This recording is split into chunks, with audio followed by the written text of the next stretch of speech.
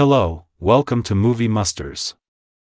BMF Season 4 Episode 8 Recap. Does Purdy die? The threat of outside forces and internal conflict grows bigger than ever in Season 4 of BMF, threatening to spell out Meech and Terry's doom. In Episode 8, titled Death of Hope, the Flannery brothers face the darker side of the music industry when their leading star, Purdy, staggers into an uncertain future. Meanwhile, Charles's absence from Detroit continues to cause friction between Nicole and her mother. All this while, the latter struggles with the strictest corners of her faith in the face of adversity. However, all of these problems fail to contend with the magnitude of the trouble Bryant is brewing for the Flannerys and their Black Mafia family. Consequently, while the threads of tension between the brothers grow tighter, so does the distance between them and their rival detective. Spoilers ahead, Purdy meets her demise previously. Purdy's drug addiction, paired with her pain meds, resulted in an overdose. However, even though her friend puts her in rehab, the musician flees from the establishment, finding herself back in the arms of her exploitative ex and producer, Trell. In her vulnerable state, the latter continues to exploit her in exchange for feeding her drug addiction. In the meantime, Meech decides to look for the rapper despite Terry's protests on the matter. The latter seems to believe that Stomping Records is already a sinking ship that should be abandoned before it takes BMF down with it. Nonetheless, his older brother refuses to back out of the promises he has made. Thus, he inevitably shows up at Trell's place to save Purdy from his clutches. When Meech comes to her rescue, Purdy realizes that she has people who care for her and would help her out of a bad spot. This gives her the courage to leave her abuser and fight against the grasp her addiction has on her. Once back at the Stomping Records studio, she collaborates with Charles to create new music. Yet, the path above her remains ripe with difficulties. During a radio interview, Trell forces the musician to come out with the truth about her addiction, which throws her for a loop. Even so, she puts her best foot forward and tries to celebrate the re-release party being thrown in her honor for her promising career. However, things swiftly go wrong when an anonymous admirer sends her a box with a cocaine-filled trinket. Thus, Purdy relapses into her addiction. In a matter of minutes, she has an attack during mic check and passes out in the middle of the stage. Even though one of the other performers tries to perform CPR on her, it proves to be in vain. Later, she's taken to the hospital, where the Flannerys and her friends receive the tragic news of her passing. Simultaneously, we catch a glimpse of Trell, who rejoices at the news of Purdy's death. Yet, something about his demeanor heavily implies the producer may have had something to do with the drug delivered to the rapper. This also raises the question of whether or not Trell tampered with the cocaine to directly ensure his ex falls to her death. Lucille has to fight for her place in the parish. Charles' foray into his son's music venture leaves Lucille and Nicole alone together in Detroit. Naturally, the mother-daughter relationship becomes more strained under these circumstances. Particularly, the envelope of cash Terry gifted Nicole on her baby shower proves to be a major point of contention.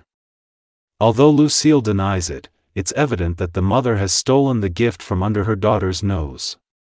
Even so, when confronted with the issue, she continues to forsake any blame and instead picks a fight with the teenager.